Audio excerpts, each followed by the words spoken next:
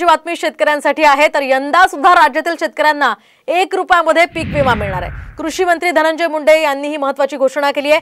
पीक विमा योजनेचा लाभ घेण्यासाठी 15 जुलैपर्यंत अर्ज करता येणार आहे। तर या पीक विमा योजनेचा राज्यातील अधिकाधिक शेतकऱ्यांनी लाभ घ्यावा असंही आवाहन कृषी मंत्री धनंजय मुंडे यांनी केलंय।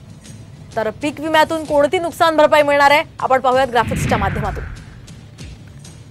तर प्रतिकूल परिस्थितीमुळे पिकाची पेरणी न झाल्यामुळे जे नुकसान होतं त्याचा फायदा होणार आहे। पीक पेरणीपासून काढणीपर्यंतच्या कालावधीमध्ये नैसर्गिक आग लागली तर नुकसान भरपाई मिळेल। शिवाय वीज कोसळणं किंवा गारपीट यामध्ये जे नुकसान होतं किंवा वादळी वारा चक्रीवादळामुळे पुरामुळे पीक क्षेत्र नष्ट होतं त्याचं नुकसान भरपाई मिळेल। तर भूस्खलन दुष्काळ पावसातील खंड कीड आणि रोग आदी बाबींमुळे उत्पन्नात होणारी जी घट आहे त्याची नुकसान भरपाई या पीक विम्याद्वारे मिळणार आहे। तर नैसर्गिक आपत्तीमुळे पिकांचं जे नुकसान होतं त्याची नुकसान भरपाई यामध्ये मिळेल। नैसर्गिक कारणांमुळे पिकांची काढणी पश्चात होणारं नुकसान आहे त्याची नुकसान भरपाई या 1 रुपयामध्ये तुम्हाला मिळणार।